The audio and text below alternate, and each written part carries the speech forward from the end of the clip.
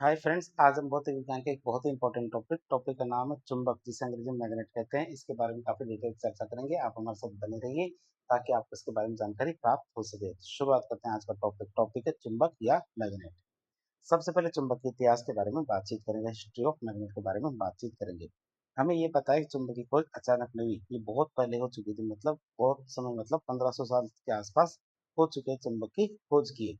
तो खोज का स्थान और समय की बात करें तो लगभग 600 ईसा पूर्व में एशिया माइनर, जो जगह अब आज कहाँ है, तुर्की में पड़ती है, वहाँ की एक जगह मैग्नीशिया, आप इसे याद रखेंगे, मैग्नीशिया नामक स्थान पे कुछ विशेष प्रकार के पत्थर पाए गए थे। और उन पत्थरों की खासियत क्या थी?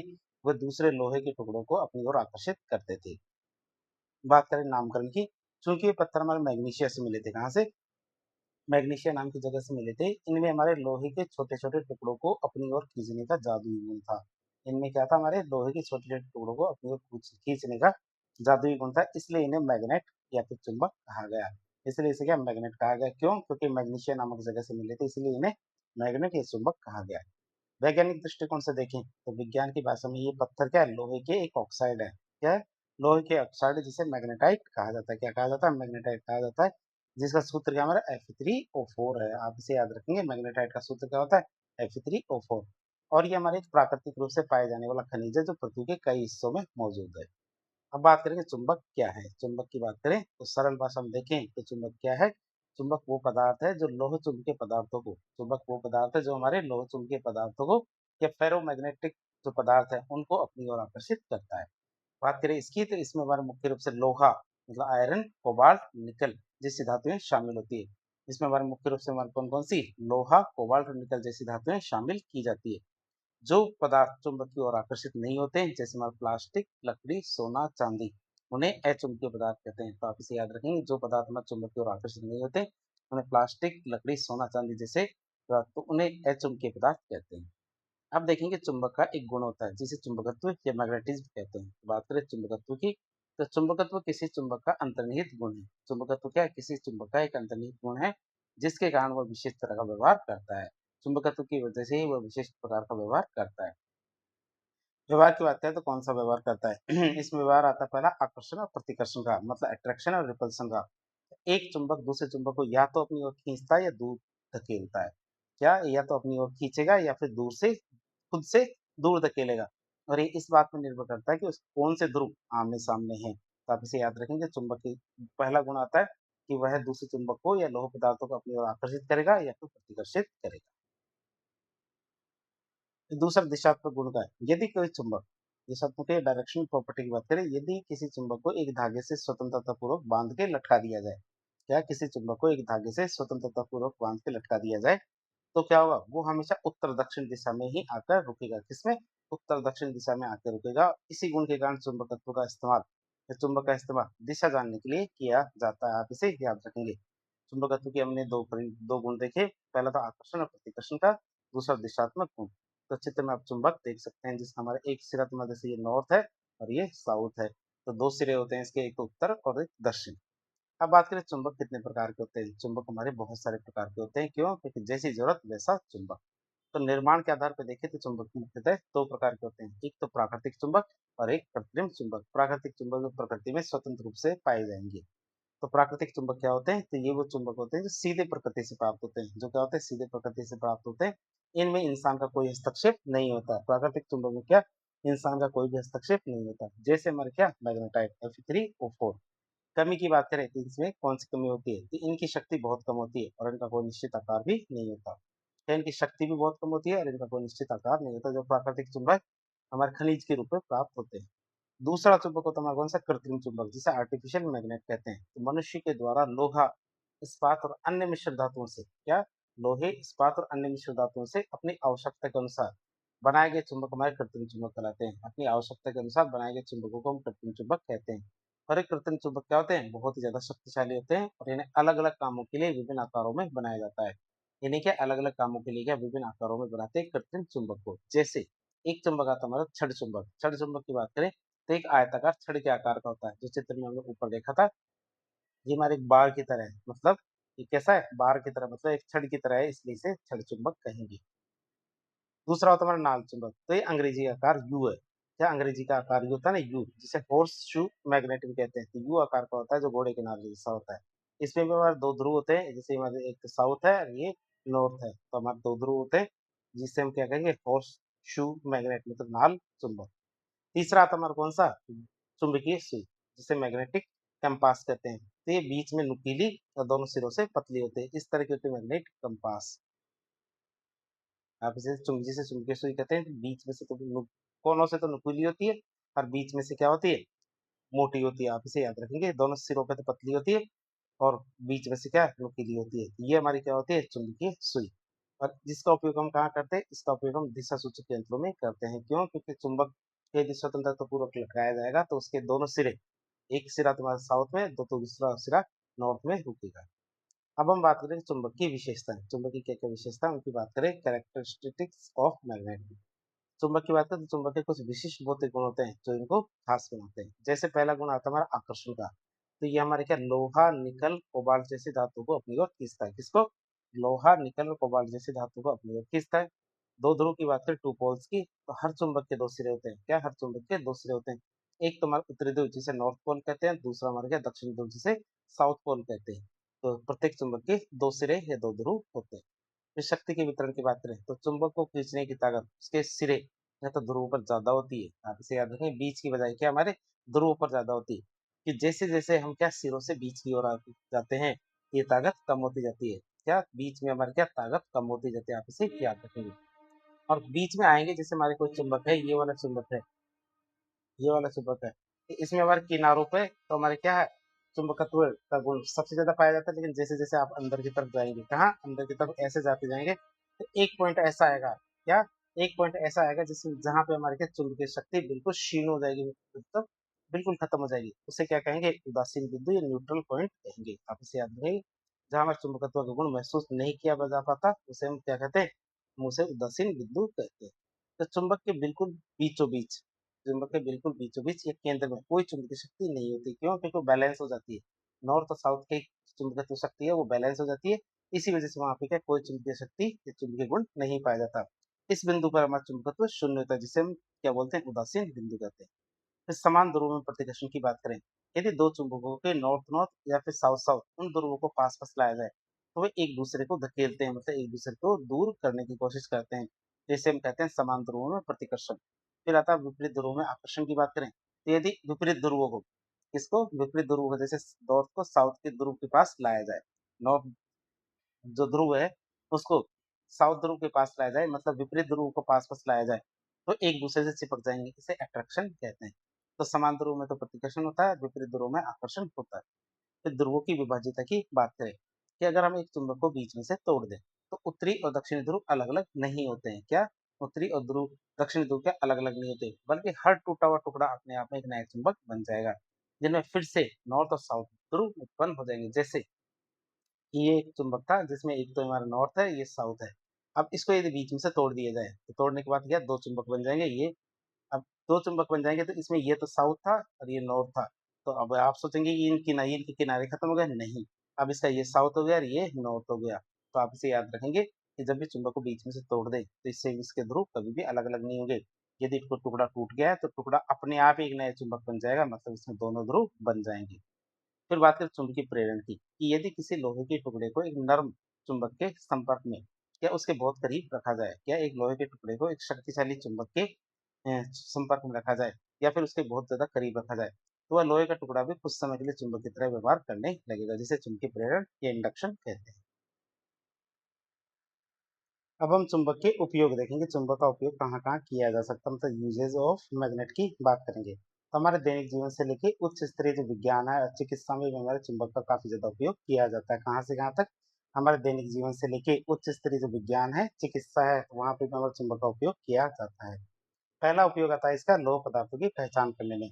तो कबाड़ से लोहे की वस्तुओं को अलग करने या फिर किसी धातु में लोहे की मिलावट को पहचानने के लिए, क्या किसी भी धातु में जैसे सोना चांदी या कोई दूसरी धातु है, यदि उसमें लोह पदार्थों का मिलावट की गई है तो चुंबक के माध्यम से उसे पता लगाया जा सकता है। फिर आता कंप्यूटर मेमोरी और इलेक्ट्रॉनिक्स की बात करें, जो हमारे हार्ड डिस्क होती है, फ्लॉपी डिस्क होती है, पुराने कैसेट्स होते हैं, उनमें डेटा स्टोर करने के लिए चुंबकीय सामग्री का उपयोग किया जाता था। आप इसे याद रखेंगे कि पहले के जो कैसेट आते थे उनमें रील आती थी, रील पे हमारे चुन के लेप लगा होता था। आप इसे याद रखेंगे। साथ ही साथ आपने आपका डेबिट कार्ड या क्रेडिट कार्ड देखा होगा, तो उसके पीछे एक काली पट्टी लगी होती है जिसे हम क्या बोलते हैं, चुंबकीय टेप। अब बात करें हमारे क्या चिकित्सा क्षेत्र में चुंबक का कैसे उपयोग करते हैं। इसमें हमारा आता है एमआरआई। एमआरआई का मतलब होता है मैग्नेटिक रेजोनेंस इमेजिंग। तो शरीर के अंदर के अंगों की सटीक जो 3D तस्वीरें निकालने के लिए क्या, शरीर के अंदर के अंगों की सटीक 3D तस्वीरें निकालने के लिए इसमें बहुत शक्तिशाली चुंबकों का उपयोग किया जाता है। किसमें, एमआरआई के अंदर। ये एनएमआर की बात करें, न्यूक्लियर मैग्नेटिक रेजोनेंस। तो रसायन विज्ञान और भौतिकी में, इसमें रसायन विज्ञान और भौतिकी में अणुओं की संरचना का अध्ययन करने के लिए एनएमआर मतलब न्यूक्लियर मैग्नेटिक रेजोनेंस का उपयोग किया जाता है। तो चिकित्सा क्षेत्र में हमारे दो क्षेत्र है, कौन कौन से, एक तो एमआरआई और एक एनएमआर, जिनमें हमारे चुंबक का उपयोग किया जाता है। इसके बाद देखेंगे हम चौथा उपयोग आता है हमारा कंपास के में। कंपास मतलब दिशा सूचक यंत्र में। तो नाविक हो, पायलट हो या ट्रैकर्स हो, तो नाविक, पायलट और ट्रैकर्स क्या है, दिशा ज्ञात करने के लिए चुंबकीय कंपास का उपयोग करते हैं। किसका, चुंबकीय कंपास का उपयोग करते हैं। किसके लिए, नाविक, पायलट और ट्रैकर्स, दिशा ज्ञात करने के लिए। फिर वैज्ञानिक अनुसंधान की बात करें तो साइक्लोट्रॉन जैसे जो कण होते हैं, क्या साइक्लोट्रॉन जैसे कण त्वरकों में, जो हमारे पार्टिकल एक्सेलरेटर्स होते हैं, उनमें आवेशित कणों मतलब चार्ज पार्टिकल्स को बहुत तेज गति देने और उनकी दिशा मोड़ने के लिए, तो हमारे आवेशित कणों को हमारे बहुत तेज गति देने और उनकी दिशा मोड़ने के लिए मजबूत चुंबकीय क्षेत्र का प्रयोग किया जाता है। किसका उपयोग किया जाता है, मैग्नेटिक फील्ड का उपयोग किया जाता है। आप इसे याद रखेंगे, किसमें, वैज्ञानिक अनुसंधान। फिर बैंकिंग के कार्ड्स की बात करें तो हमारे जो डेबिट कार्ड या क्रेडिट कार्ड होते हैं, उनके पीछे एक काली पट्टी लगी होती है, जो क्या होती है, एक मैग्नेटिक स्ट्राइप्स होती है। क्या, मैग्नेटिक स्ट्रिप्स होती है, जिसमें अपने बैंक खाते की जानकारी चुंबकीय रूप में एनकोड की जाती है। तो जो मैग्नेटिक स्ट्रिप होती है उसमें हमारे क्या, बैंक खाते की जानकारी क्या है, चुंबकीय रूप में एनकोड की जाती है। फिर ऑडियो वीडियो रिकॉर्डिंग की बात करें तो पुरानी वीडियोग्राफी और फोटोग्राफी टेप्स में, जो पुरानी वीडियोग्राफी फोटोग्राफी टेप्स होते थे, वीसीआर होते थे हमारे, उनमें हमारी सूचनाओं को रिकॉर्ड करने के लिए चुंबकीय लेप का इस्तेमाल करते थे। किसका इस्तेमाल करते थे, चुंबकीय लेप का इस्तेमाल करते थे। किसके लिए, हमारी सूचनाओं को रिकॉर्ड करने के लिए। अब बात करेंगे हम मैग्नेटिज्म या चुंबकत्व के बारे में। तो चुंबकत्व क्या है, तो चुंबकत्व किसी चुंबक का गुण होता है। चुंबकत्व क्या होता है, किसी चुंबक का गुण होता है। कैसा गुण होता है, जिसके अंदर हमारे मुख्य रूप से दो व्यवहार देखने को मिलते हैं। क्या, जिसके अंदर क्या, हमारे मुख्य रूप से दो व्यवहार देखने को मिलते हैं।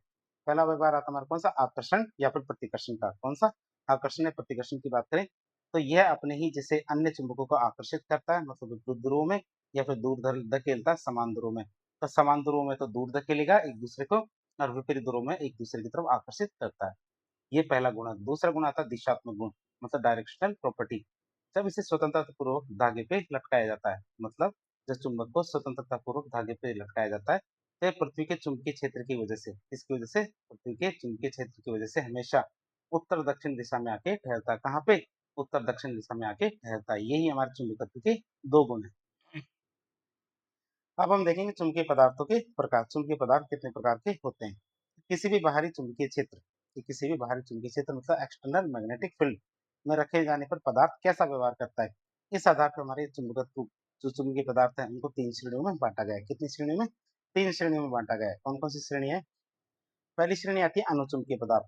कौन सा, पैरामैग्नेटिक मटेरियल्स की बात करें तो ये वो पदार्थ होते हैं जो चुंबक की ओर बहुत ही हल्के या दुर्बल रूप से आकर्षित होते हैं। तो ये हमारे अनुचुंबकीय पदार्थ कौन से होते हैं, तो ये वो पदार्थ होते हैं जो चुंबक की ओर हल्के या फिर दुर्बल रूप से आकर्षित होते हैं। तो चुंबकीय क्षेत्र में व्यवहार की बात करें तो जब इन्हें बाहरी चुंबकीय क्षेत्र में रखा जाता है तो ये उस क्षेत्र की ही दिशा में हल्का सा चुंबकत्व उत्पन्न प्राप्त कर लेते हैं। आप इसे याद रखें, वीक मैग्नेटिज्म प्राप्त कर लेते हैं। तो चुंबकीय क्षेत्र में व्यवहार की बात करें तो जब इन्हें क्या किसी बाहरी चुंबकीय क्षेत्र में रखा जाता है तो ये उस क्षेत्र की ही दिशा में हल्का सा चुंबकत्व मतलब वीक मैग्नेटिज्म प्राप्त कर लेते हैं, इसलिए इन्हें अनुचुंबकीय पदार्थ कहते हैं। बात करें इनके परमाणु की संरचना की तो यह उन पदार्थों में होता है जिनके परमाणुओं में अयुग्मित इलेक्ट्रॉन मतलब अनपेड इलेक्ट्रॉन्स होते हैं, यानी इलेक्ट्रॉन की संख्या कैसी होती है, विषम होती है। जैसे हमारे किस में होती है, हाइड्रोजन में होती है। हमारे किस में एक आता है हमारे जैसे सोडियम होता है Na। तो ऐसे करके बहुत सारे ऐसे परमाणु होते हैं जिनमें क्या एक इलेक्ट्रॉन अयुग्मित होता है, मतलब इलेक्ट्रॉन की संख्या कैसी होती है, विषम होती है। तो वहां पे हमारे क्या परमाणु संरचना जिनकी विषम होती है वहाँ अनुचुंबकीय पदार्थ पाए जाते हैं। उदाहरण के देखिए जैसे हमारा प्लेटिनम है, एल्युमिनियम है, सोडियम है, ऑक्सीजन है, मैग्नीज है। तो ये सब हमारे कौन से पदार्थ है, जो हमारे अनुचुंबकीय पदार्थ कहलाएंगे। फिर आते हैं हमारे कौन से प्रतिचुंबकीय पदार्थ, जिसे डायामैग्नेटिज्म मटेरियल कहते हैं। तो ये वो पदार्थ होते हैं जो चुंबक से आकर्षित होने के बजाय हल्के से प्रतिकर्षित होते हैं। क्या होता है? प्रतिचुंबकीय पदार्थ क्या होते हैं? हल्के से प्रतिकर्षित मतलब रेपल्ड होते हैं, आकर्षित होने के बजाय। तो चुंबकीय क्षेत्र में रखने पर इनका व्यवहार क्या होगा? तो बाहरी चुंबकीय क्षेत्र में रखने पर ये क्षेत्र की विपरीत दिशा में हल्का सा चुंबकत्व प्राप्त करते हैं। क्या? क्षेत्र की विपरीत दिशा में हल्का सा चुंबकत्व प्राप्त कर लेते हैं। उदाहरण के लिए देखें, जैसे हमारा बिस्मथ, लेड या सीसा, जल मतलब H2O, सोना, चांदी, नाइट्रोजन, हीरा, हाइड्रोजन। तो ये हमारे वो सारे पदार्थ हैं जो हमारे क्या है? प्रतिचुंबकीय पदार्थ होते हैं, जो चुंबक से आकर्षित होने की वजह क्या है? हल्के से प्रतिकर्षित होते हैं। तीसरा आता है हमारा कौन सा? लोह चुंबकीय पदार्थ। तीसरा आता है हमारा कौन सा? लोह चुंबकीय पदार्थ, जिसे फेरोमैग्नेटिक मटेरियल्स कहते हैं। तो ये वो पदार्थ होते हैं जो चुंबक की ओर प्रबलता से आकर्षित होते हैं। क्या होते हैं? चुंबक की ओर प्रबलता से मतलब स्ट्रांगली अट्रैक्ट होते हैं। आप इसे याद रखेंगे, उन्हें हम क्या कहते हैं? लोह चुंबकीय पदार्थ। बात करें चुंबकीय क्षेत्र में व्यवहार की। चुंबकीय क्षेत्र में व्यवहार की बात करें तो बाहरी चुंबकीय क्षेत्र में रखने पर ये क्षेत्र की दिशा में बहुत ही मजबूती से चुंबकीय मतलब मैग्नेटाइज्ड हो जाते हैं। अगर चुंबक को हटा भी दिया जाए तो भी इनमें कुछ चुंबकत्व बचा रहता है, मतलब ये एक स्थायी चुंबक बन जाते हैं। क्या होते हैं? जैसे कई बार आपने सुई, पिन, ये बहुत सारी चीजें जिनको आपने चुंबक के पास रखा होगा, थोड़ी देर बाद आपने देखा होगा कि उन पिनों के अंदर थोड़ा थोड़ा क्या होता है? चुंबकीय गुण आ जाता है। तो ये हमारे क्या लोह चुंबकीय पदार्थ कहलाएंगे। जैसे उदाहरण के रूप में देखें, जैसे हमारा लोहा मतलब फेरस, कोबाल्ट, निकल, मैग्नेटाइट। मैग्नेटाइट का मतलब है Fe3O4। इसका सूत्र क्या है? ये थोड़ा वैसे हो गया, इसका है Fe3O4, इसका सूत्र है, आप इसे याद रखेंगे। फेरिक क्लोराइड या जलीबिलिन, तो ये सब हमारे क्या लोह चुंबकीय पदार्थ कहलाएंगे, आप इसे याद रखेंगे। जैसे आप फेरोमैग्नेटिक जो फील्ड है या पैरामैग्नेटिक फील्ड है, दोनों के बारे में देख लीजिए। तो जैसे हमारा फेरोमैग्नेटिक फील्ड है, एक हमारा पैरामैग्नेटिक फील्ड है। तो यदि कोई भी उसके पास में चुंबकीय क्षेत्र नहीं है, मतलब नो फील्ड है, तब तो उसके परमाणु इस तरह से बिखरे हुए रहते हैं। पैरामैग्नेटिक में इस तरह से बिखरे हुए होते हैं। लेकिन जैसे बाहरी एक्सटर्नल फील्ड लगाया जाता है तो हमारे सारे के सारे परमाणु क्या है? एक ही दिशा में व्यवस्थित हो जाते हैं। फेरोमैग्नेटिक में क्या एक ही दिशा में व्यवस्थित हो जाते हैं। लेकिन जो हमारा पैरामैग्नेटिक होते हैं, तो इसमें हमारे क्या एक ही दिशा में व्यवस्थित नहीं होते, इसलिए इनमें क्या है? क्षीण चुंबकत्व का गुण पाया जाता है, जबकि हमारे स्ट्रॉन्ग मैग्नेटिक गुण पाया जाता है फेरोमैग्नेटिक में। इसकी बात करें तो बाहरी चुंबकीय क्षेत्र लागू करने पर अनुचुंबकीय मतलब पैरामैग्नेटिक और लोह चुंबकीय मतलब फेरोमैग्नेटिक पदार्थों के बीच मौजूद जो डोमेन होते हैं, ये परमाणु होते हैं, कैसे संरेखित होते हैं, इन चित्रों में हमने देख लिया। आप सोचेंगे डोमेन क्या है? तो प्रत्येक चुंबक के अंदर प्रत्येक पदार्थ के अंदर ऐसे बॉक्स बने होते हैं, परमाणुओं का एक समूह होता है जिसे हम क्या कहते हैं? डोमेन कहते हैं। जैसे ही हम उनको क्या है बाहरी चुंबकीय क्षेत्र में रखते हैं, तो वो डोमेन क्या होता है? एक ही दिशा में ये व्यवस्थित होने की कोशिश करते हैं।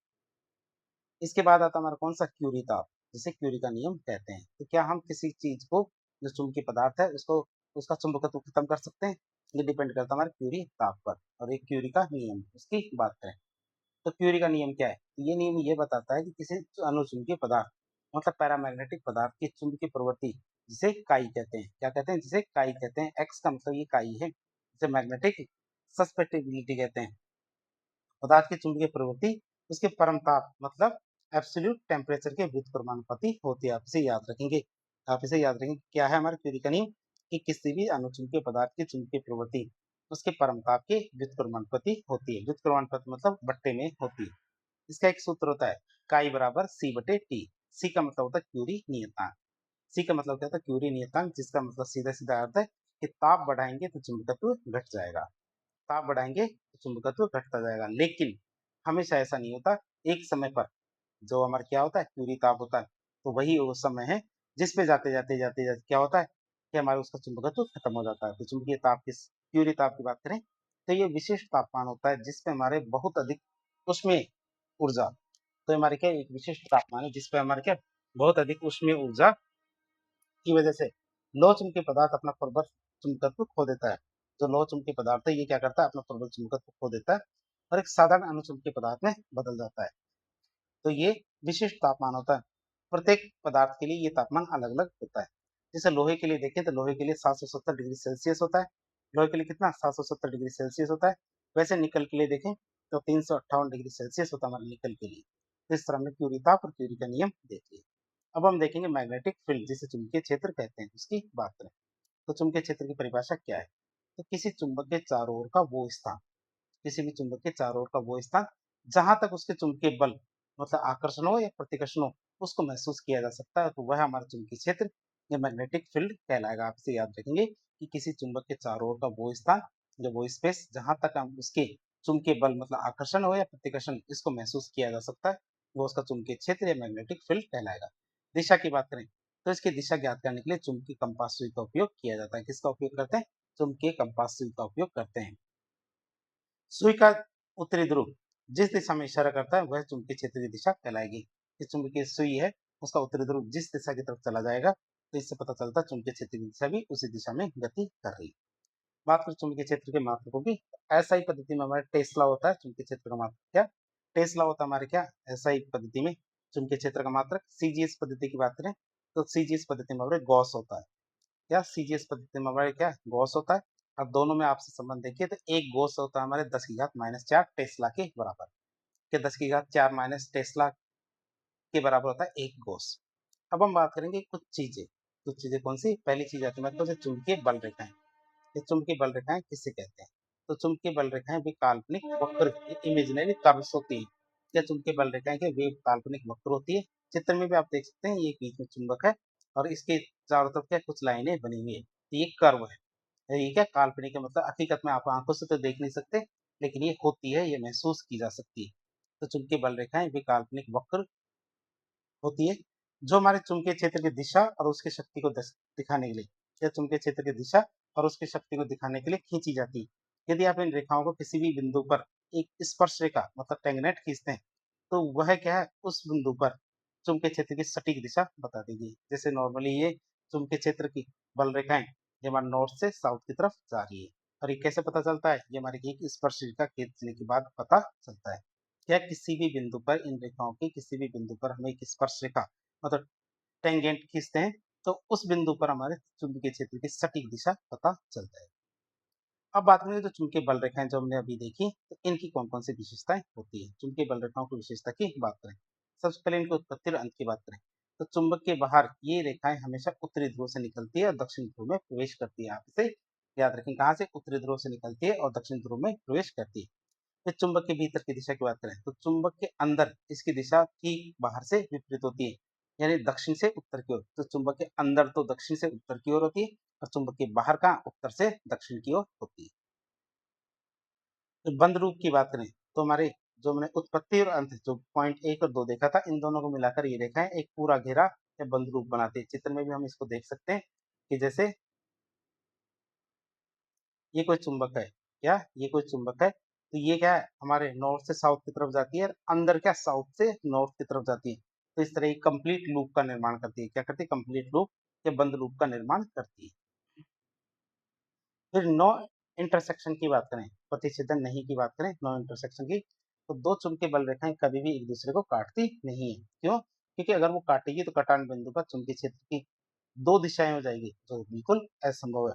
इसी वजह से हमारी क्या है चुंबकीय बल रेखाएं एक दूसरे को कभी भी काटती नहीं है। शक्ति के सूचक की बात करें, जहां पे ये रेखाएं पास पास होती है जैसे ध्रुवों के पास, वहाँ चुंबकीय क्षेत्र बहुत ज्यादा शक्तिशाली होता है और जैसे जैसे इनकी दूरी बढ़ती जाती है चुंबकीय क्षेत्र कम जोर होता जाता है। आप इसे याद रखेंगे कि जहां जहां हमारी ये चुंबकीय बल रेखाएं पास पास होती है तो वहां पर हमारे जैसे चुंबकीय क्षेत्र बहुत ज्यादा शक्तिशाली होता है जैसे ध्रुवों पे, और जैसे जैसे इनकी दूरी बढ़ती जाती है चुंबकीय क्षेत्र कमजोर होता जाता है। तो चित्र में भी आप देख सकते हो इस चीज को कि हमारे ये वाला क्षेत्र जहाँ चुंबकीय बल रेखाएं पास पास है तो यहाँ चुंबकीय क्षेत्र तो बहुत ज्यादा स्ट्रॉन्ग है। और दूरी पे जैसे ये वाला क्षेत्र है, ये वाला क्षेत्र, यहाँ पे क्या जो रेखाएं हैं ये दूर दूर है तो यह चुंबकीय क्षेत्र बहुत कमजोर है। फिर समान चुंबकीय क्षेत्र की बात करें, किसके समान चुंबकीय क्षेत्र की बात करें? यदि चुंबकीय क्षेत्र हर जगह एक समान है, तो यदि चुंबकीय क्षेत्र क्या हर जगह एक समान है तो बल रेखाएं क्या एक दूसरे के समानांतर मतलब पैरेलल और समान दूरी पर होगी। आप इसे याद रखेंगे, यदि चुंबकीय क्षेत्र हर जगह एक समान है तो बल रेखाएं क्या होगी एक दूसरे के समानांतर होगी और समान दूरी पर होगी। अब हम देखेंगे विद्युत चुंबक की बात या इलेक्ट्रोमैग्नेटिक के बारे में बातचीत करें, विद्युत चुंबकत्व के बारे में बातचीत करें, जिसकी खोज किसने की थी? तो इसकी सबसे पहले व्याख्या हैंस क्रिश्चियन ऑस्टेड इसके द्वारा की गई थी। किसके द्वारा? हैंस क्रिश्चियन ऑस्टेड के द्वारा की गई थी इसकी सबसे पहले व्याख्या। फिर उन्होंने क्या बताया? उन्होंने सबसे पहले ये बताया था कि बिजली मतलब इलेक्ट्रिसिटी और चुंबकत्व मतलब मैग्नेटिज्म ये आपस में जुड़े हुए हैं। ये सबसे पहले किसने बताया था? हैंस क्रिश्चियन ऑस्टेड ने बताया था कि हमारे बिजली और चुंबकत्व आपस में जुड़ी हुई कॉन्सेप्ट है। बात करें इसकी परिभाषा की, इलेक्ट्रोमैग्नेटिज्म की क्या परिभाषा है कि जब किसी चालक तार में विद्युत धारा प्रवाहित की जाती है, क्या जब किसी चालक तार में विद्युत धारा प्रवाहित की जाती है तो उसके चारों ओर एक चुंबकीय क्षेत्र मतलब मैग्नेटिक फील्ड उत्पन्न हो जाता है और इसी प्रक्रिया को क्या बोलते हैं, विद्युत चुंबकत्व कहते हैं।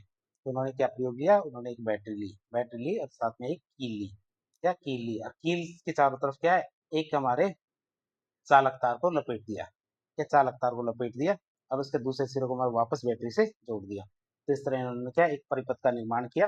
परिपथ को जैसे शुरू किया गया तो हमारे बैटरी से जैसे धारा प्रवाहित हुई चालक तार में, तो क्या होता है, जैसे हमारे चालक तार में विद्युत धारा प्रवाहित होती है तो हमारी इस कील के चारों तरफ, जो हमारी कील है तो इसके चारों तरफ क्या चुंबकीय क्षेत्र उत्पन्न हो जाता है।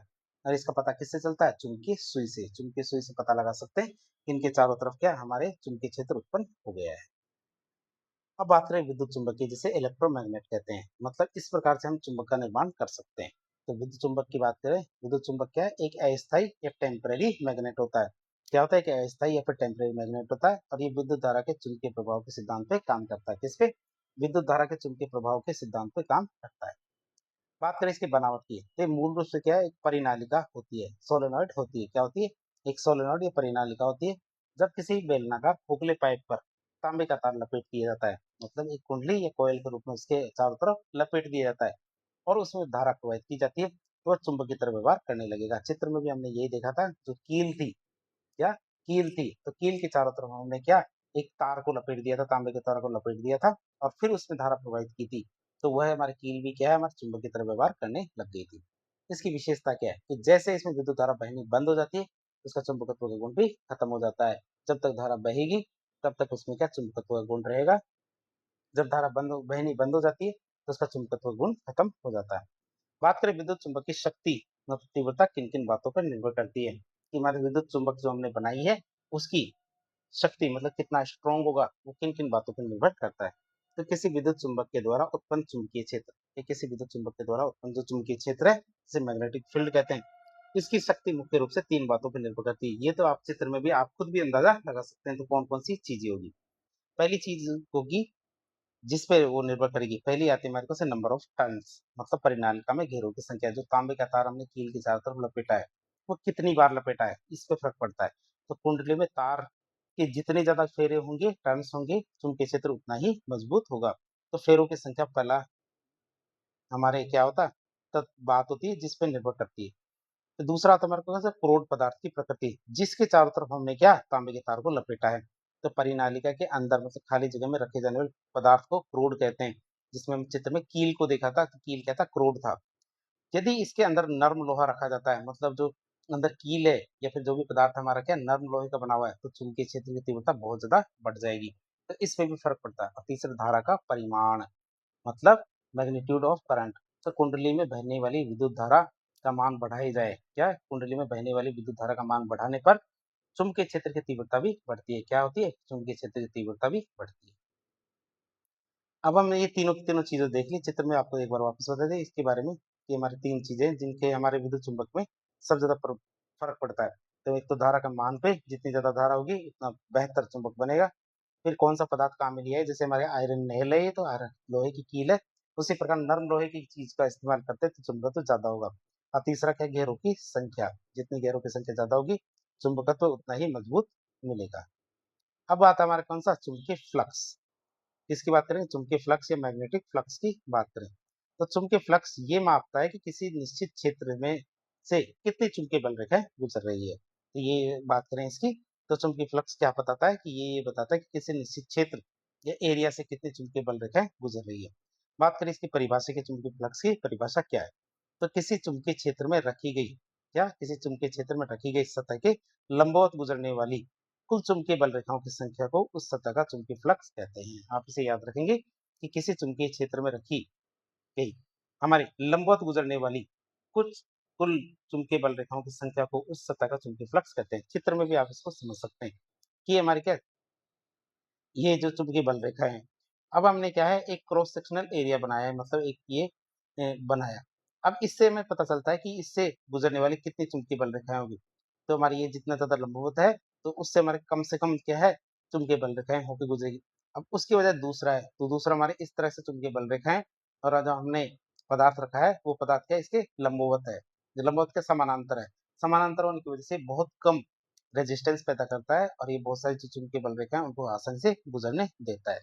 तो किसी चुंबकीय क्षेत्र में रखी गई सतह की लंबवत, क्या सतह के लंबवत, इसमें सतह हमने दो तरह की सतह ले ली, एक तुम्हारी क्या 90 डिग्री के कोण पे और एक हमारे क्या समानांतर है। तो रखी गई सतह के लंबवत गुजरने वाली कुल चुंबकीय बल रेखाओं की संख्या जितनी हमारी इस क्षेत्र से होगी चुंबकीय बल रेखाएं गुजर जाएगी उसे हम क्या बोलते हैं, चुंबकीय फ्लक्स कहते हैं। और इसका सूत्र क्या है, इसका सूत्र हमारे कौन सा, बी ए कोस थीटा, जिसको फाई कहते हैं, आप इसे याद रखेंगे। जो फाई है तो फाई का सूत्र क्या हमारे, बी ए कोस थीटा। और कोस थीटा का मतलब जो ये कोण है, ये हमारी ये जो पट्टी है, पट्टी और चुंबकीय बल रेखाओं इन दोनों के बीच का कोण हमारे ये वाला आता है। तो बी ए कोस थीटा के माध्यम से हम क्या पता लगा सकते हैं। अब बी तो हमारी क्या है, ये वाली लाइन है चुंबकीय बल रेखाओं के, और ए का मतलब है जिस एंगल पे हमारे वो पदार्थ रखा गया है, आप इसे याद रखेंगे। और ये हमारे क्या फाई है जो हमारे चुंबकीय फ्लक्स को दिखाता है। अब बात करें बी क्या मतलब, बी हमारे चुंबकीय क्षेत्र है, जिसे हम क्या चुंबकीय फ्लक्स घनत्व भी कहते हैं। बी की बात करें तो बी हमारे क्या चुंबकीय फ्लक्स घनत्व भी कहलाता है। और ए क्या होता है, सतह का क्षेत्रफल है। थीटा की बात करें तो चुंबकीय क्षेत्र मतलब बी की दिशा और सतह के क्षेत्रफल सदिश के बीच का जो कोण है, उन दोनों के बीच का कोण हमारा थीटा कहलाएगा। किस किस के बीच का कोण, एक तो चुंबकीय क्षेत्र की दिशा और सतह के क्षेत्रफल सदिश जो एरिया वेक्टर है उनके बीच का कोण हमारा थीटा कहलाता है। बात करें महत्वपूर्ण तथ्य की, महत्वपूर्ण तथ्य क्या है, तो ये हमारी क्या है, एक अदिश राशि है। क्या है? एक अदिश राशि मतलब स्केलर क्वांटिटी है।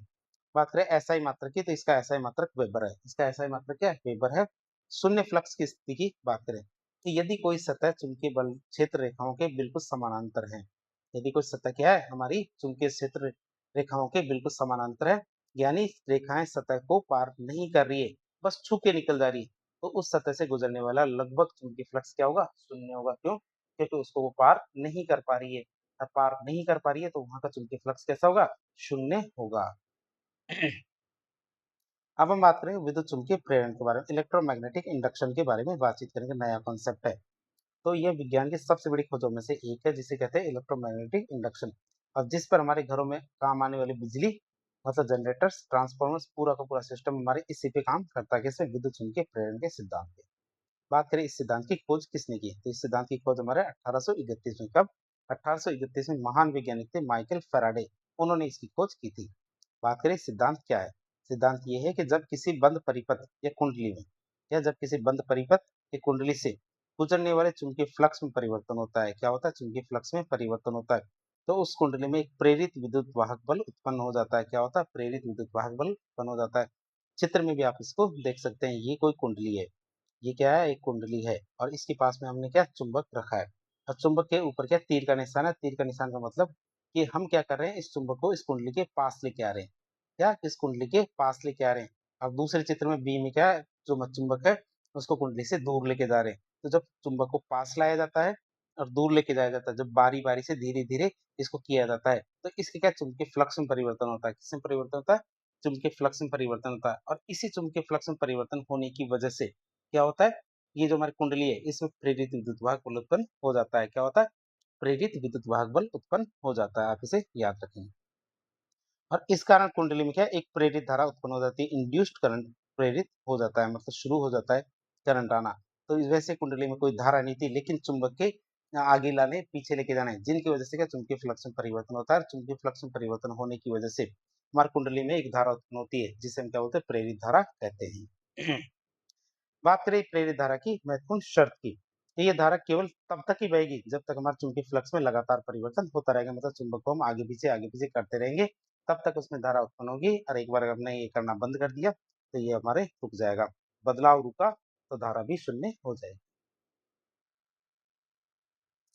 अब हमने फेराडे का प्रयोग तो देख लिया, अब फेराडे के प्रयोग के कौन कौन से परिणाम निकले उनकी बात करें तो 30 के 4 परिणाम निकलते हैं। पहला परिणाम आता है, कुंडली में धारा तभी बहती है जब चुंबक और कुंडली के बीच में सापेक्ष गति हो, यानी चुंबक कुंडली के पास आ रहा हो या चुंबक कुंडली से दूर जा रहा हो, तभी हमारी क्या कुंडली में धारा बहेगी। पहला नियम ये है, ये पहला परिणाम हमने ये देखा। दूसरा परिणाम आता है, चुंबक को एक जगह रोक दिया जाए तो जो कुंडली है उसमें धारा बहनी बंद हो जाती है। फिर तीसरा हमारा नियम निष्कर्ष निकलता है कि चुंबक को जितनी तेजी से हम कुंडली के आसपास या अंदर बाहर करते हैं, पास लेके जाते हैं, दूर लेके जाते हैं, पास दूर करते हैं, जितना तेजी से जो उत्पन्न होने वाली धारा है करंट वो भी उतनी ही ज़्यादा होगी। बात करें हमारा चौथा निष्कर्ष निकलता है कुंडली में घेरों की संख्या बढ़ा दी जाए। क्या? कुंडली में घेरों की संख्या बढ़ा दी जाए तो इलेक्ट्रोमैग्नेटिक फोर्स भी की ताकत भी बढ़ जाती है। घेरों की संख्या बढ़ने पर हमारे ये फोर्स भी बढ़ जाता है। तो फेराडे की जो प्रयोग था उसके हमारे ये 4 परिणाम निकलते हैं। अब बात करेंगे फेराडे के प्रयोग के बाद में हमारे इनके नियम आते हैं और नियम में हमारे 2 वैज्ञानिक आते हैं। दोनों वैज्ञानिकों की बात करें तो एक हमारा फेराडे था और एक हमारा लेंज। एक तुम्हारा फेराडे था और एक था लेंज। तो दोनों के नियम देख लेते हैं। सबसे पहले आता है हमारा कौन सा फेराडे का नियम। फेराडे का नियम क्या कहता है? तो पहला नियम क्या आता है फेराडे का? कारण और परिणाम दो नियम हैं उनके। एक तो कारण का नियम है, दूसरा परिणाम का नियम। पहला नियम है कारण। जब किसी बंद कुंडली से या जब भी किसी बंद कुंडली से जुड़े चुंबकीय फ्लक्स में परिवर्तन होता है, आप इसे याद रखेंगे, जब भी किसी बंद कुंडली से जुड़े चुंबकीय फ्लक्स में परिवर्तन होता है तो उसमें एक प्रेरित विद्युत वाहक बल मतलब इलेक्ट्रोमैग्नेटिक फोर्स उत्पन्न होता है। ये पहला नियम है फैराडे का। पहला नियम क्या है? जब भी किसी बंद कुंडली से जुड़े चुंबकीय फ्लक्स में परिवर्तन होता है तो उसमें क्या है? एक प्रेरित विद्युत वाहक बल उत्पन्न होता है। अब बात करें दूसरा परिणाम का नियम है, जिसे दूसरा नियम कहते हैं। तो ये उत्पन्न होने वाला इलेक्ट्रोमैग्नेटिक फोर्स मतलब प्रेरित विद्युत वाहक बल का मान चुंबकीय फ्लक्स में परिवर्तन की दर के समानुपाती होता है। आप इसे याद रखेंगे कि जितना तेजी से चुंबकीय फ्लक्स में परिवर्तन होगा उतना ही ज्यादा हमारा प्रेरित विद्युत वाहक बल उत्पन्न होगा, जिसका सूत्र क्या है? समानुपाती किसके? डेल्टा फाई बटे डेल्टा टी के। आप इसे याद रखेंगे, चुंबकीय फ्लक्स में परिवर्तन की दर जितनी ज्यादा होगी इलेक्ट्रोमैग्नेटिक फोर्स भी उतना ही ज्यादा होगा। ये तो हमारे फैराडे के नियम देख लिए। अब देखेंगे हम लेंज का नियम। लेंज का नियम क्या कहता है? तो ये नियम हमारे प्रेरित धारा की दिशा को बताता है कि प्रेरित धारा किस दिशा में बहेगी। तो दिशा के बारे में बताता है लेंज का नियम। बात करें परिभाषा की, तो प्रेरित विद्युत धारा हमेशा उस कारण का विरोध करती है। क्या? प्रेरित विद्युत धारा हमेशा उस कारण का विरोध करती है जिससे वह खुद पैदा हुई है। यानी अगर चुंबक पास आ रही है तो उसे दूर धकेलने की कोशिश करती है और अगर दूर जा रही है तो उसके पास आने की कोशिश करती है। चित्र में भी हम इसको देख सकते हैं, ये वाला, कि जैसे चुंबक यहाँ से पास आ रही है, इसके पास आ रही है, लेकिन धारा क्या? दूर जा रही है। क्या? धारा दूर जाती है। जैसे ये वाला निशान है तो ये क्या? धारा दूर जा रही है, और जैसे चुंबक दूर जा रही है तो इसके पास आ रही है। आप इसे याद रखेंगे। तो ये उन कारणों का विरोध करती है जिनकी वजह से उत्पन्न हुई है। तो आप इसे याद रखेंगे। धारा मापी से हम पता लगा लेते हैं कि धारा किस दिशा में बह रही है। तो हमने ये चीज देख ली और यही हमारा क्या? लेंज का नियम है। लेंज का नियम दोबारा बता दें आपको कि प्रेरित विद्युत धारा हमेशा उस कारण का विरोध करती है जिससे वह खुद पैदा हुई है। यानी कि अगर चुंबक पास आ रही है तो वह उसे दूर धकेलने की कोशिश करती है और अगर दूर जा रही है तो उसे पास खींचने की कोशिश करती है। गणितीय रूप में इसको देखें तो E proportional to minus D phi बटे डी टी। तो माइनस का मतलब है कि यह उसी का विरोध करती है जिससे ये उत्पन्न हुई है। फिर हम बात करें सेल्फ और म्यूचुअल इंडक्शन की, मतलब स्व प्रेरण और अन्योन्य प्रेरण की बात करें तो ये दोनों की दोनों घटनाएं विद्युत चुम्बकीय प्रेरण के व्यवहारिक उदाहरण है। इसके विद्युत चुम्बकीय प्रेरण के व्यवहारिक उदाहरण हमारे कौन से? स्व प्रेरण और अन्योन्य प्रेरण। दोनों के बारे में देख लेते हैं। सबसे पहले आता है स्व प्रेरण, जिसे सेल्फ इंडक्शन कहते हैं। स्व प्रेरण या सेल्फ इंडक्शन की बात करें, चित्र में भी हम इसको समझेंगे। बात करें है क्या ये? यदि हम किसी एक ही कुंडली में बहने वाली धारा के मान को कम या ज्यादा करें, कि जैसे हमने सबसे पहले कुंडली ली, क्या ली? सेल्फ इंडक्शन में क्या की? कुंडली ली। कुंडली आप देख सकते हो, ये तार है पिंक कलर का, तो पिंक कलर का तार की हमने एक कुंडली ली। अब उसमें क्या? धारा बहनी शुरू हो जाती है। क्या? एसी पावर सप्लाई कर दिया हमने और इसमें धारा बहनी शुरू हो जाती है। अब हम क्या कर रहे हैं कि इस कुंडली के अंदर बहने वाली धारा के मान को कभी कम करते हैं, कभी ज्यादा करते हैं, कभी कम करते हैं, कभी ज्यादा करते हैं। तो क्या होता है? तो उस कुंडली में फ्लक्स उत्पन्न हो जाता है। तो क्या करेंगे? उस कुंडली में क्या होगा? फ्लक्स उत्पन्न हो जाएगा और उसी कुंडली में एक नई प्रेरित धारा पैदा हो जाती है। तो उसी कुंडली में क्या? एक नई प्रेरित धारा उत्पन्न हो जाती है जो मुख्य धारा के बदलाव का विरोध करती है। जो मुख्य धारा के अंदर हमने बदलाव कर रहे हैं, कभी कम कभी ज्यादा, कभी कम कम से कभी ज्यादा, तो इस चीज का विरोध करती है। आप इसे याद रखेंगे, यही हमारे क्या? सेल्फ इंडक्शन कहलाता है। तो यदि हम किसी एक ही कुंडली में क्या जब हम किसी एक ही कुंडली में बहने वाली धारा की मान को कभी कम कभी ज्यादा करते हैं तो उस कुंडली में फ्लक्स उत्पन्न हो जाता है और क्या? उसी कुंडली में एक नई प्रेरित धारा पैदा हो जाती है जो हमारी मुख्य धारा के बदलाव का विरोध करती है। इसे हम क्या बोलते हैं? सेल्फ इंडक्शन या स्व प्रेरण कहते हैं। गणितीय रूप में देखें तो कुंडली का फ्लक्स फाई है, उसमें बहने वाली धारा के समानुपाती होता है। मतलब जितना ज्यादा फ्लक्स उत्पन्न होगा उससे किससे पता चलेगा? जितनी ज्यादा धारा बह रही है। मतलब उसमें जो जितना ज्यादा परिवर्तन हो रहा है उससे हमारे फ्लक्स का पता चल जाता है। तो फाई इज इक्वल टू हमारे क्या? आई होता है। और ये एम इज इक्वल टू मतलब समानुपाती के चिन्ह को हटाते हैं तो एल लगाते हैं और एल क्या? हमारे नियतांक होता है। रेल कौन सा नियतांक है? स्वप्रेरण नियतांक, मतलब कोएफिशिएंट ऑफ सेल्फ इंडक्शन है, जिसका मात्रक क्या होता है? जिसका मात्रक हमारे हेनरी होता है। तो आप इसे याद रखें, सेल्फ इंडक्शन क्या है?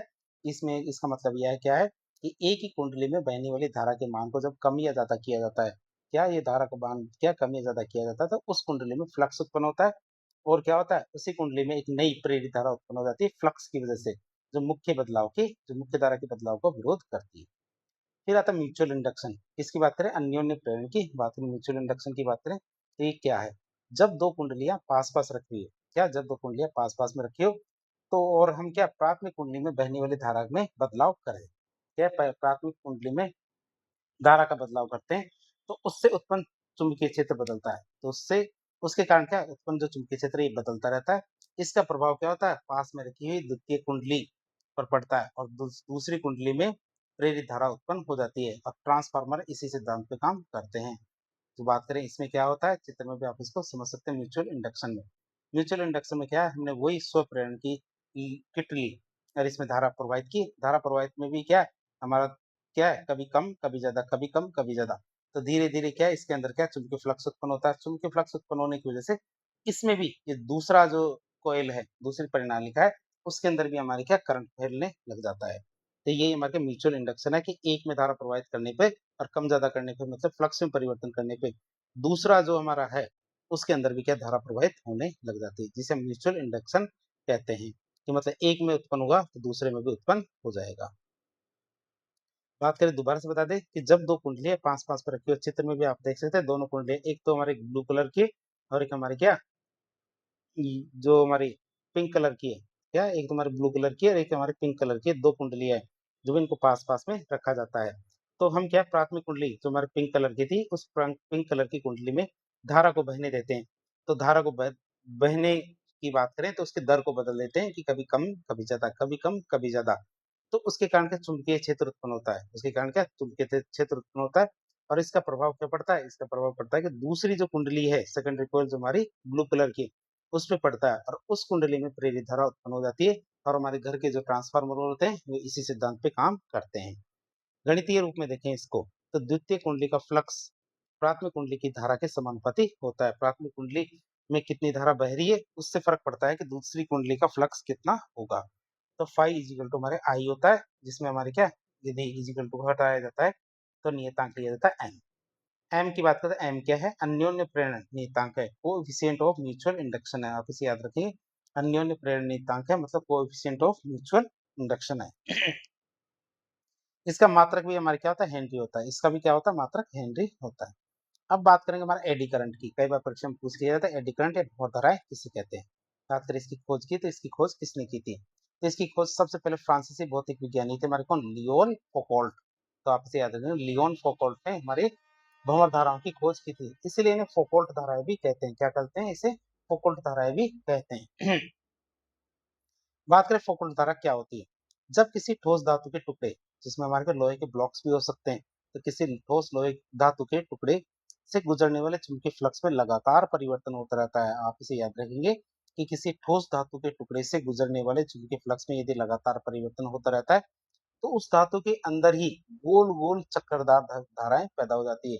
जो धातु का टुकड़ा है तो उसी के अंदर क्या है, हमारे गोल गोल चक्करदार धाराएं पैदा हो जाती है और ये पानी में उठने वाले भंवर की तरह दिखती है, इसलिए इन्हें भंवर धाराएं कहते हैं। जो हमारे चक्करदार धाराएं उत्पन्न होती है, ये कैसी दिखती है? ये हमारे पानी में उत्पन्न होने वाले जो भंवर होती है, एडी होती है, उसी तरह दिखती है, इसलिए इन्हें भंवर धाराएं कहते हैं। बात करें प्रतिरोध से इसका संबंध क्या है, तो भंवर धाराओं का मान धातु के प्रतिरोध पर, रेजिस्टेंस पर निर्भर करता है कि जो हमारी धातु इसके अंदर काम में ली गई है उसका प्रतिरोध या रेजिस्टेंस कितना है।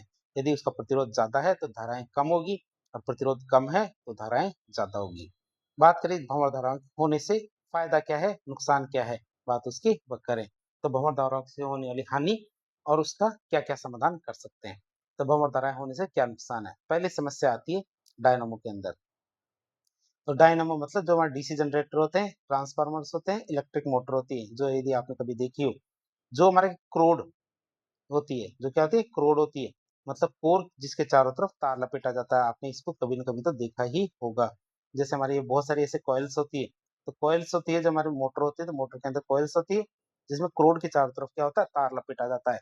और ये हमारे क्रोड किसकी बनी होती है? लोहे की बनी होती है। जब मशीन चलती है तो उसके फ्लक्स में परिवर्तन होता है और इस लोहे के क्रोड में बहुत मजबूत भंवर धाराएँ उत्पन्न हो जाती है। क्या होती है, जब हमारे लोहे का क्रोड है, तो उसमें बहुत ही मजबूत भंवर धाराएँ पैदा हो जाती है और ये भंवर धाराएँ मशीन को बहुत ज़्यादा गर्म कर देती है। कई बार आप पंखा चलाते हैं और यदि पंखा बंद करके उसे छुएँगे, पंखे को, कि किसी भी मोटर को छुएँगे, तो थोड़ी देर बाद आपको लगेगा कि वो मशीन गर्म हो गई है। तो ये भंवर धाराएँ क्या करती है, मशीन को गर्म कर देती है, जिससे विद्युत ऊर्जा का बहुत बड़ा हिस्सा ऊष्मीय ऊर्जा मतलब हीट एनर्जी के रूप में बर्बाद हो जाता है, कि वो फंक्शन करने की बजाय क्या, जो हमारी वस्तु है, मशीन है, उसको गर्म करने के अंदर ज़्यादा बिजली खर्च हो जाती है और इसे एडी करंट लॉस कहते हैं। एडी करंट लॉस की वजह से हमारा क्या, जो करंट लॉस हो जाता है। आप समझ गए? करंट लॉस का मतलब है कि जैसे पंखा चलाना है हमें लाइट से, तो पंखा चलने की बजाय तो उसमें बहुत सारी ऊर्जा जो हमारी लाइट है, उसका उपयोग पंखे को गर्म करने में खर्च हो जाती है। ये हमारे क्या एडी करंट का नुकसान है। लेकिन इसका एक समाधान है। समाधान भी क्या है? सॉल्यूशन क्या है? तो इस नुकसान से बचने के लिए रोड को लोहे की ठोस ब्लॉक नहीं बनाया जाता।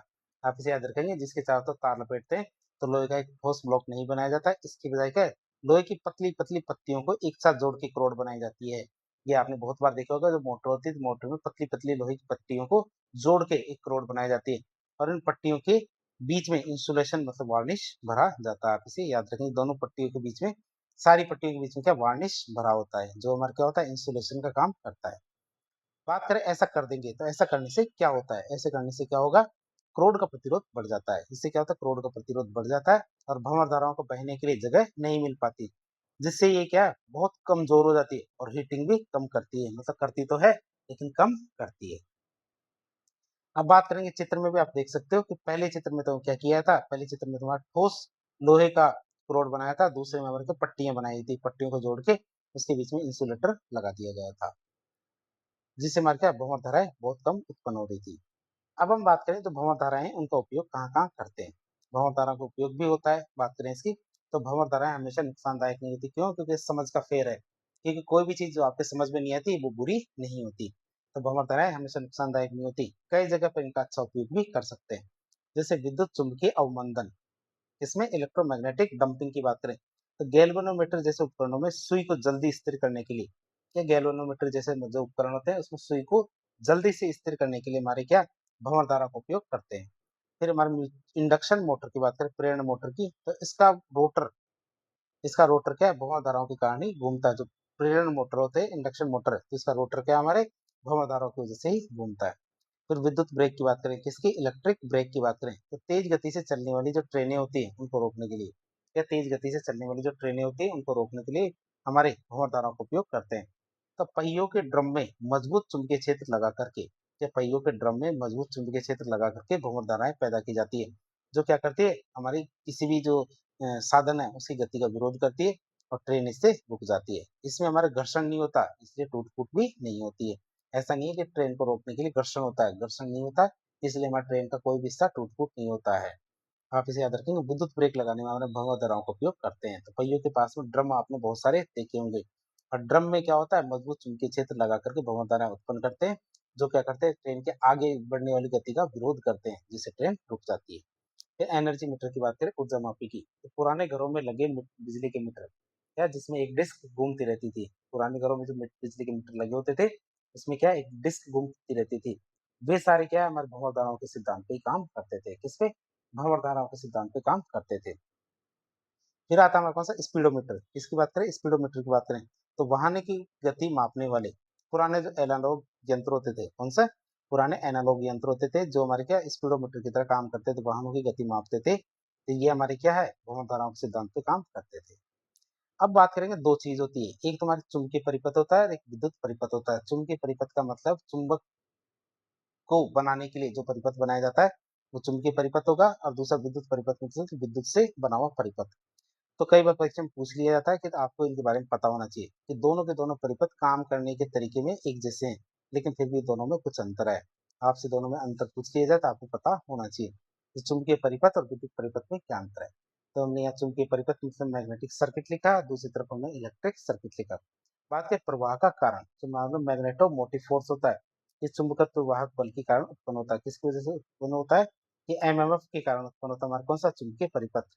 ईएमएफ की बात करें, हमारे इलेक्ट्रोमोटिव फोर्स के कारण उत्पन्न होता है। हमारा कौन सा? विद्युत चुम्बकीय वो विद्युतीय परिपथ किसकी वजह से उत्पन्न होता है? ये हमारे ईएमएफ की वजह से उत्पन्न होता है, जबकि चुंबकीय परिपथ हमारे एमएमएफ की वजह से उत्पन्न होता है। फिर बात करें इसमें क्या प्रभावित होता है, तो चुंबकीय परिपथ में हमारा चुंबकीय फ्लक्स प्रभावित होता है। आप इसे याद रखेंगे कि हमारा चुंबकीय फ्लक्स स्थापित हो जाता है किसमें? चुंबकीय परिपथ में। विद्युत परिपथ में हमारे क्या विद्युत धारा प्रवाहित होती है, दोनों में अंतर है कि चुंबकीय फ्लक्स स्थापित होता है चुंबकीय परिपथ में, और विद्युतीय परिपथ में हमारे क्या विद्युत धारा प्रवाहित होती है। फिर रुकावट विरोध की बात करें, रुकावट विरोध की बात करें तो ये हमारे प्रतिष्ठम या प्रतिष्ठम की बात करें, रिलक्टेंस, ये हमारे फ्लक्स स्थापित होने का विरोध करता है। ये क्या करता है? ये फ्लक्स स्थापित होने का विरोध करता है।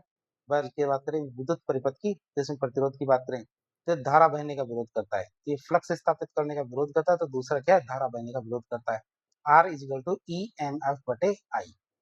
इस सहायक सुगमता की बात करें, जिसमें हमारा क्या होता है? परमीयंस या व्यापकता आती है, तो ये हमारे क्या है? जो रिलक्टेंस है इसका जस्ट उल्टा होता है, रिलक्टेंस का उल्टा होता है, मतलब P इज इक्वल टू 1 बटे एस। तो हमारा चालकता या कंडक्शन की बात करें तो ये हमारे रेजिस्टेंस का उल्टा होता है, G बराबर 1 बटे आर। तो प्रवाह बंद होने पे, यदि धारा का प्रवाह बंद हो जाता है तो फिर क्या होता है? एमएमएफ को हटा दिया जाए तो उसके बाद भी कुछ पदार्थ जैसे हमारे लोहे होते हैं, उसमें चुंबकत्व का गुण बना रहता है, मतलब रेजिडुअल मैग्नेटिज्म होती है। तो लोहे के जैसे हमारी धातु होती है उनके अंदर ये चुंबकत्व गुण थोड़ा सा बना रहता है। फिर बात करें ईएमएफ की, बैटरी हटा दे तो धारा का मान तुरंत शून्य हो जाता है और परिपथ बंद हो जाता है। निर्भरता की बात करें, चुंबकशीलता जिसे हम म्यू कहते हैं, फ्लक्स के मान पर निर्भर करती है। क्या? फ्लक्स के मान पर निर्भर करती है। उसी प्रकार हम चालकता की बात करें तो चालकता धारा की प्रबलता पर निर्भर नहीं करती है। चालकता क्या? धारा की प्रबलता पर, धारा की प्रबलता पर निर्भर नहीं करती है।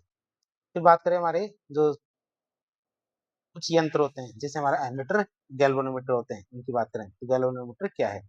सबसे पहले इसका उपयोग देखें तो ये बहुत ही संवेदनशील उपकरण होता है। गैल्वेनोमीटर क्या है? हमारा एक बहुत ही संवेदनशील उपकरण है, जिसका उपयोग किसी विद्युत परिपथ में धारा की उपस्थिति और धारा की दिशा का पता लगाने के लिए किया जाता है। आप इसे याद रखेंगे, गैल्वेनोमीटर कहाँ काम आता है? ये हमारे धारा की उपस्थिति, किसी भी तार में धारा बह रही है या नहीं, या फिर हमारे धारा की दिशा मतलब डायरेक्शन का पता लगाने के लिए इसका उपयोग करते हैं। ये बहुत ही छोटी धारा को भी माप सकता है, बहुत छोटी धारा होगी तो उसको भी हमारा गैल्वेनोमीटर नाप सकता है। संयोजन या कनेक्शन की बात करें तो इसे हमेशा परिपथ में श्रेणी क्रम में जोड़ा जाता है। कैसे? श्रेणी क्रम में जोड़ा जाता है। श्रेणी क्रम का मतलब क्या होता है? कोई भी तार है उसमें जैसे मान लीजिए किसी को यंत्र को यहाँ जोड़ दिया, फिर दूसरे को भी यहाँ जोड़ दिया, तो ये हमारे क्या एक दूसरे के श्रेणी क्रम में जुड़े हुए हैं। तो दो तरह के क्रम होते हैं, एक तो समांतर क्रम होता है और एक क्या होता है? श्रेणी क्रम होता है। तो समांतर क्रम में क्या होता है कि जैसे हमारे कोई भी यंत्र है, उसको जैसे यहाँ पे जोड़ दिया, तो दूसरे को क्या उसके समांतर में जोड़ा जाता है, और तीसरे को भी हमारे क्या समांतर में जोड़ा जाता है। तो इस तरह हमारे क्या एक समांतर क्रम बनता है, आप इसे याद रखें। तो हमारे जो गैल्वेनोमीटर होता है तो गैल्वेनोमीटर को हमारे क्या श्रेणी क्रम में जोड़ा जाता है, सीरीज कॉम्बिनेशन में जोड़ा जाता है। आदर्श स्थिति की बात करें तो एक आदर्श गैल्वेनोमीटर का अपना प्रतिरोध शून्य होना चाहिए। उसका खुद का प्रतिरोध कैसा होना चाहिए? शून्य होना चाहिए, ताकि वह परिपथ की मूल धारा को प्रभावित ना करे, ताकि वो क्या परिपथ की मूल धारा को प्रभावित ना करे। इसीलिए क्या उसका जो खुद का प्रतिरोध कैसा होना चाहिए? शून्य होना चाहिए। अब हम बात करें चुंबकीय परिपथ से जुड़ी हुई जो परिभाषाएं, क्योंकि हमने अंतर देखा था, अंतर में आपको कुछ चीजें समझ नहीं आएंगी, तो उसको समझने के लिए हम कुछ परिभाषाओं को देख लेंगे। जिसमें हमारा सबसे पहला पॉइंट हमारा कौन सा? एमएमएफ, मतलब चुंबकत्व वाहक बल। चुंबकत्व वाहक बल की बात करें तो जिस प्रकार हमारे विद्युत परिपथ में बैटरी ईएमएफ लगाती है, इलेक्ट्रोमैग्नेटिक फोर्स लगाती है, उसी प्रकार चुंबकीय परिपथ में हमारे फ्लक्स उत्पन्न करने वाला बल को हमारे एमएमएफ कहते हैं। जो फ्लक्स उत्पन्न करता है तो उस बल को हम क्या बोलते हैं? एमएमएफ कहते हैं। इसके सूत्र की बात करते हैं, एमएमएफ का सूत्र होता है एन इंटू आई। मतलब एन का मतलब होता है कुंडली के अंदर फेरों की संख्या। जो हमारी कुंडली है, जो करोड़ के चारों तरफ लपेटी जाती है, जो तार होता है, उसमें कितने फेरे हैं? तो फेरों की संख्या और धारा, इन दोनों का गुणा किया जाता है, तो गुणा करने पर चुंबकीय वाहक बल उत्पन्न होता है। तो सूत्र क्या है हमारे? MMF is equal to N into I, जिसका मात्रक क्या है? एम्पियर टर्न, या एम्पियर टर्न हमारा इसका मात्रक है। फिर आता है प्रतिष्ठम। प्रतिष्ठम की बात करें जिसे एस कहते हैं, तो ये क्या होता है? ये किसी पदार्थ का वो गुण होता है, ये क्या है? किसी भी पदार्थ का वो गुण होता है जिसमें हमारा चुंबकीय फ्लक्स पैदा होने का विरोध करता है। जो क्या करता है? उसमें चुंबकीय फ्लक्स के पैदा होने का विरोध करता है, और ये विद्युत परिपथ के प्रतिरोध के समान है। ये क्या हमारे विद्युत परिपथ के प्रतिरोध के समान होता है, जिसका सूत्र क्या हमारे? एमएमएफ बटे काई। एमएमएफ बटे काई इसका सूत्र होता है। अगला हमारा परिभाषा आती है कौन सी? चुंबकीय व्यापकता। अगला हमारा परिभाषा आती है कौन सी? चुंबकीय व्यापकता, जिसे परमियंस कहते हैं। तो ये हमारे रिलक्टेंस का बिल्कुल उल्टा ये व्युत्क्रम होता है। ये रिलक्टेंस का क्या? बिल्कुल उल्टा ये व्युत्क्रम होता है, और ये बताता है कि किसी पदार्थ में फ्लक्स कितनी आसानी से स्थापित हो सकता क्या ये बताता है कि किसी पदार्थ में फ्लक्स क्या कितनी आसानी से स्थापित हो सकता है, और इसका सूत्र क्या होगा, P is equal to 1/s। P is equal to 1/s क्या इसका सूत्र है।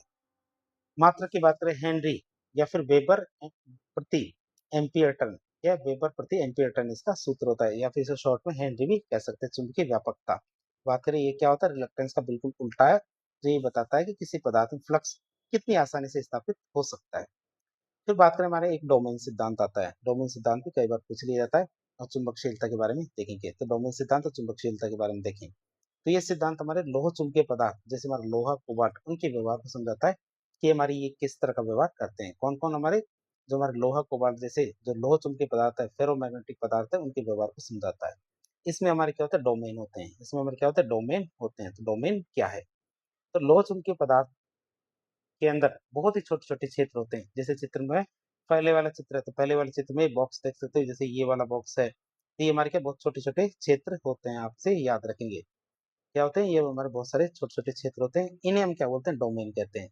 इन क्षेत्रों को हम क्या बोलते हैं, डोमेन कहते हैं। एक डोमेन में लगभग 10 की घात 18 से 10 की घात 21 तक परमाणु हो सकते हैं। वैसे तो क्षेत्र छोटा होता है, लेकिन परमाणु की साइज छोटी होती है, इसलिए एक क्षेत्र में हमारे लगभग कितने, 10 की घात 18 से 10 की घात 21 तक हमारे परमाणु हो सकते हैं। विशेषता की बात करें, तो एक डोमेन के अंदर मौजूद सभी परमाणु के चुंबकीय अक्ष जो मैग्नेटिक डायपोल्स है, एक ही दिशा में संरेखित होते हैं। तो आप इसे याद रखेंगे, एक डोमेन के अंदर, पूरे पदार्थ के अंदर की बात नहीं कर रहे, एक डोमेन के अंदर, चाहे आप देख सकते हो जिसमें ये वाला डोमेन है, तो इसमें हमारे जितने पदार्थ है, पदार्थ के जितने में हमारे परमाणु है, इनके चुंबकीय अक्ष क्या एक ही दिशा में संरेखित है, मतलब एक ही दिशा में कार्य कर रहे हैं।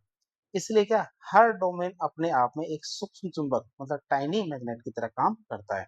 हर डोमेन क्या करता है, एक सूक्ष्म चुंबक की तरह काम करता है। फिर बात करें मैग्नेटिक परमिएबिलिटी की, जिसे चुंबकशीलता कहते हैं, म्यू इसका मात्रक है। तो परिभाषा की बात करें, तो यह किसी पदार्थ का वो गुण होता है जो ये बताता है, कि ये क्या हमारे किसी पदार्थ का वो गुण होता है जो ये बताता है कि वो पदार्थ अपने अंदर से चुंबकीय बल रेखाओं को कितनी आसानी से गुजरने देता है।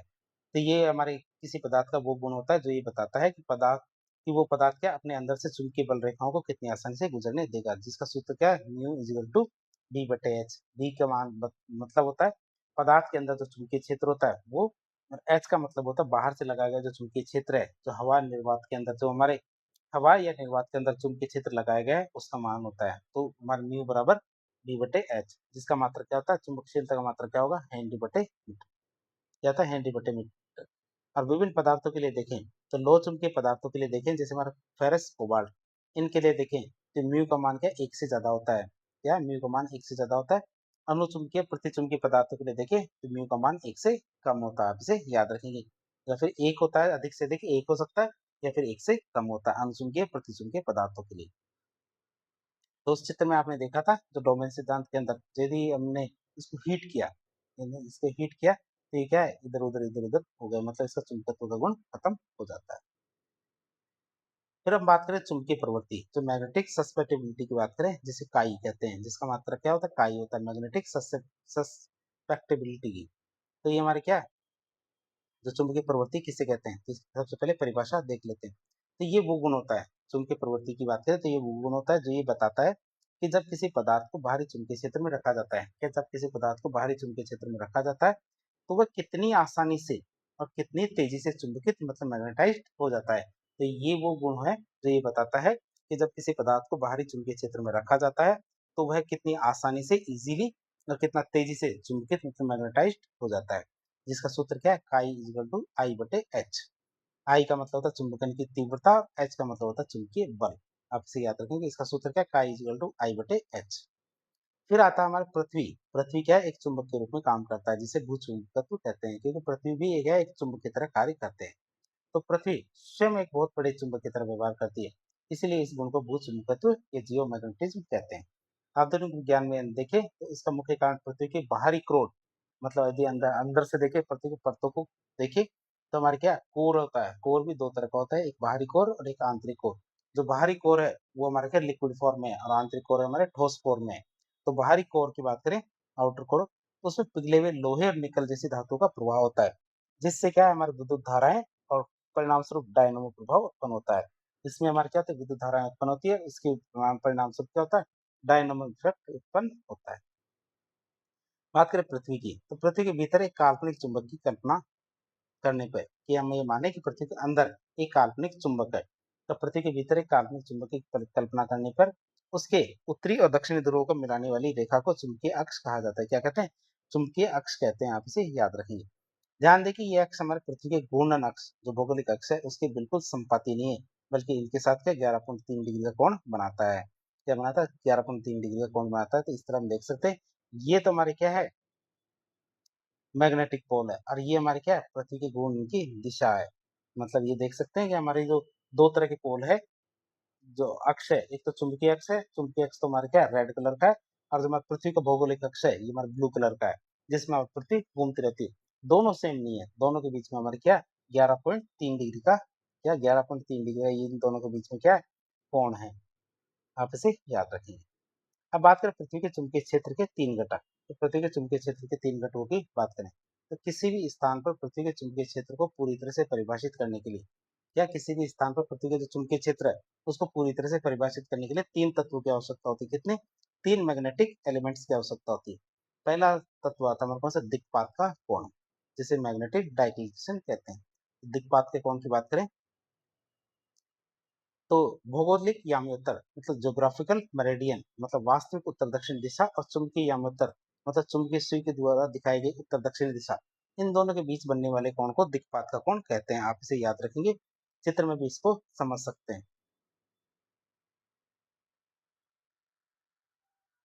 तो हमने देखा दिक्पात का कोण क्या है। दिक्पात का कोण हमारे एक तो भौगोलिक याम्योत्तर है और एक चुंबकीय याम्योत्तर है। इन दोनों के बीच का कोण हमारा क्या है? दिक्पात का कोण। आप इसे याद रखेंगे, भौगोलिक याम्योत्तर और चुंबकीय याम्योत्तर दोनों के बीच का कोण हमारा क्या है?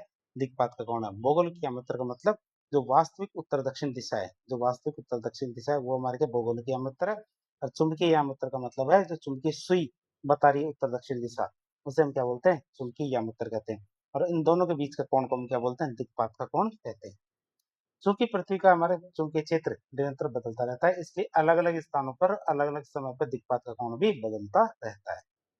अब हम बात करें नमन कोण और नति कोण की। नमन कोण या फिर नति कोण की बात करें तो किसी स्थान पर पृथ्वी के कुल चुंबकीय क्षेत्र की दिशा, या किसी स्थान पर पृथ्वी के कुल चुंबकीय क्षेत्र की दिशा के द्वारा क्षैतिज तल जो हॉरिजॉन्टल प्लेन है उनके साथ बनाया गया कोण ही हमारे क्या नमन कोण कहलाता है। आप इसे याद रखेंगे कि किसी भी स्थान पर पृथ्वी के कुल चुंबकीय क्षेत्र की दिशा, कि किसी भी स्थान पर पृथ्वी के कुल चुंबकीय क्षेत्र की दिशा क्या है, क्षैतिज तल के साथ बनाया गया जो कोण होता है वही हमारा क्या नमन कोण कहलाता है। ध्रुव पे देखें नमन कोण की, तो ध्रुव का नमन कोण 90 डिग्री होता है। तो क्यों? क्योंकि यहाँ पे चुंबकीय बल रेखा सीधे सतह से लंबवत मतलब सीधे नीचे की ओर जाती है, इसलिए नमन कोण हमारे ध्रुव पर 90 डिग्री होता है। और विषुवत रेखा पे देखें तो कितना 0 डिग्री होता है। क्यों? क्योंकि यहाँ बल रेखा सतह के बिल्कुल समानांतर चलती है, इसलिए यहाँ पे नमन कोण कितना होता है? 0 डिग्री होता है। तीसरा घटक आता है हमारा कौन सा? क्षैतिज घटक। क्षैतिज घटक की बात करें जो हॉरिजॉन्टल कंपोनेंट है बी से बी एच कहते हैं। तो पृथ्वी के कुल चुंबकीय क्षेत्र का वह हिस्सा, या पृथ्वी के कुल चुंबकीय क्षेत्र का वो हिस्सा जो क्षैतिज दिशा में काम करता है। कहाँ काम करता है? क्षैतिज दिशा में काम करता है। तो विभिन्न स्थानों पर इसका मान अलग अलग होता है, लेकिन इसका औसत मान लगभग 0.4 इंटू गॉस या फिर 0.4 इंटू 10 का 4 टेस्ला माना जाता है।